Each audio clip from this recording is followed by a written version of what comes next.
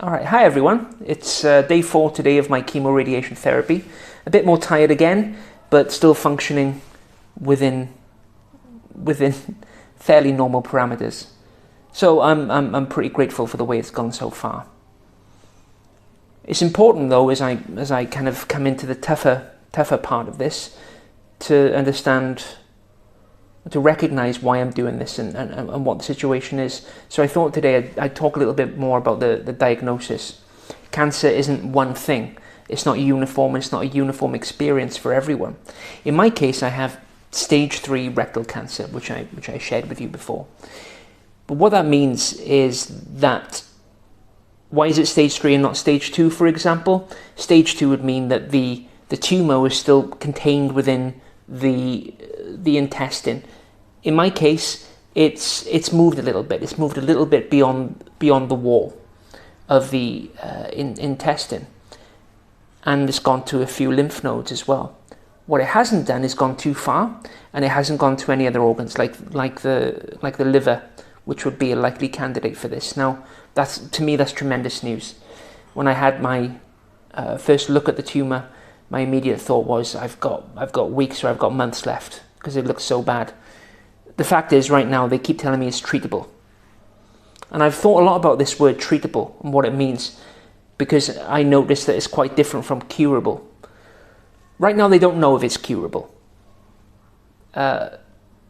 If I respond well to the chemoradiation, which they won't know until after the treatment and after the even a few weeks after the treatment, then I've got a good chance. They can cut out the affected parts, and then I'll have to be monitored constantly to see if it's spread or not. In my case, my youth is both something in my favor and something that's not really in my favor. If we think about the wonderfully gifted Chadwick Boseman, he had a similar thing where otherwise healthy, got diagnosed with stage 3, and eventually it metastasized and there was nothing they could do about it.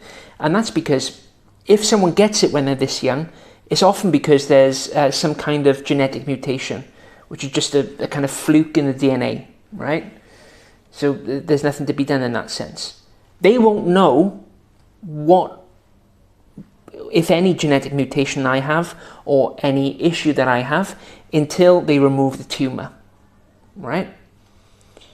So someone who's young, they say, responds less well because of the risk of genetic mutation to the radiation than someone who's not. So it gives me about, let's say, 50% chance of responding well to the radiation. If the radiation doesn't work, there's still options on the table. There's still plenty to go. They kept saying, it's not a death sentence, it's not a death sentence. So that I'm familiar with. Ultimately, the treatment that I'm doing right now would be the same if it was stage 4, if it was stage 2. So I've got no other choice other than just to go through this and not kind of think about it too much. Clearly, I have thought about the future and what it could all mean. To be honest, there's a higher chance of my dying young. But to be frank, there's always a chance that any of us could go tomorrow.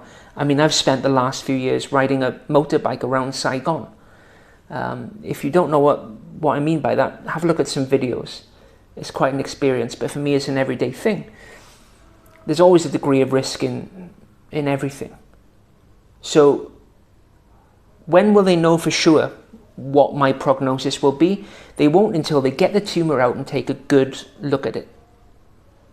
I was also warned about the possibility that the chemoradiation might be too successful. They might shrink the tumor down to nothing, and that they'd have nothing to analyze in the lab afterwards, which to me wouldn't feel like such a failure right now. But I take it.